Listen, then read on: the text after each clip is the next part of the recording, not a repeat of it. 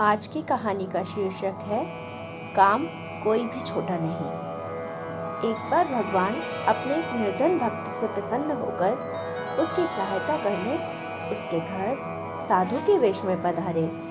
उनका यह भक्त जाति से चर्मकार था और निर्धन होने के बाद भी बहुत दयालु और दानी प्रवृत्ति का था।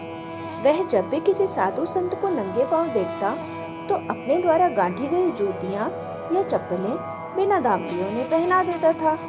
जब कभी भी वह किसी असहाय या भिखारी को देखता तो घर में जो कुछ मिलता उसे दान कर देता।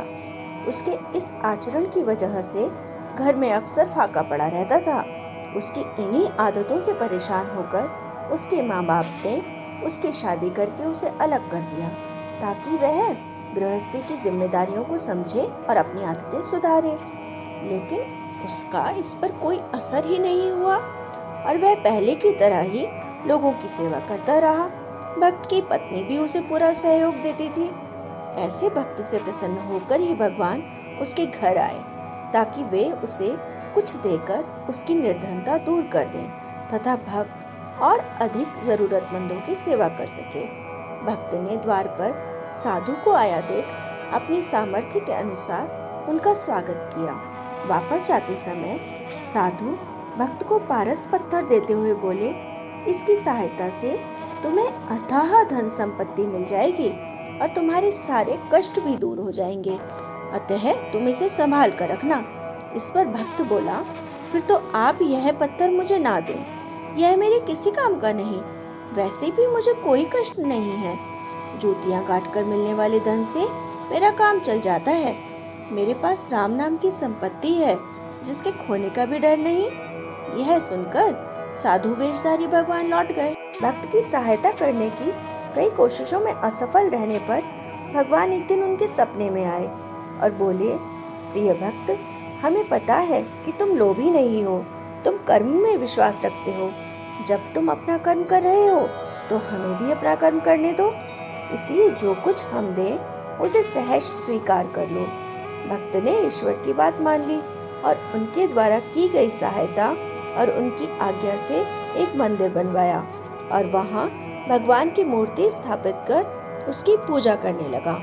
एक चर्मकार द्वारा भगवान की पूजा किया जाना पंडितों को सहन नहीं हुआ। उन्होंने राजा से इसकी शिकायत कर दी। राजा ने भक्त को बुलाकर जब उससे पूछा तो वह बोला, मुझे तो स्वयं भगवान ने ऐसा करने को कहा था।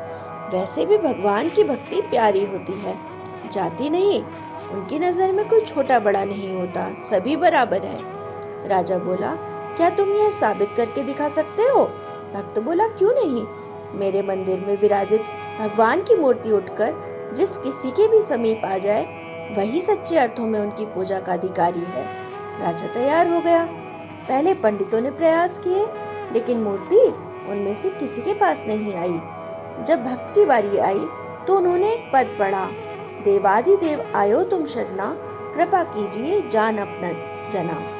इस पद के पूरा होते ही मूर्ति भक्त की गोद में आ गई। यह देख सभी को आश्चर्य हुआ।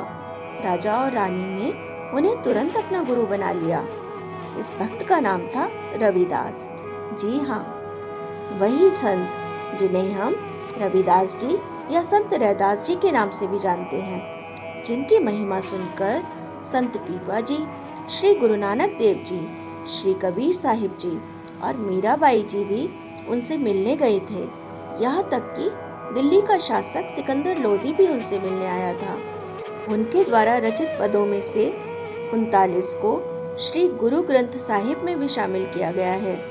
लेकिन सबसे महत्वपूर्ण बात यह है कि इन सब के बाद भी संत रविदास जीवन भर चमड़े की जूतियां गांठने का काम करते रहे, क्योंकि वे किसी भी काम को छोटा नहीं मानते थे। जिस काम से किसी के परिवार का भरण पोषण होता हो वह छोटा कैसे हो सकता है। तो दोस्तों, ये थी आज की कहानी। धन्यवाद। अगर आपको ये वीडियो अच्छी लगी हो तो इसे लाइक करें, शेयर करें और मेरे चैनल मनमोहक कहानियाँ को सब्सक्राइब करना ना भूलें। तो मिलती हूँ फिर एक नई कहानी के साथ। Till then, bye.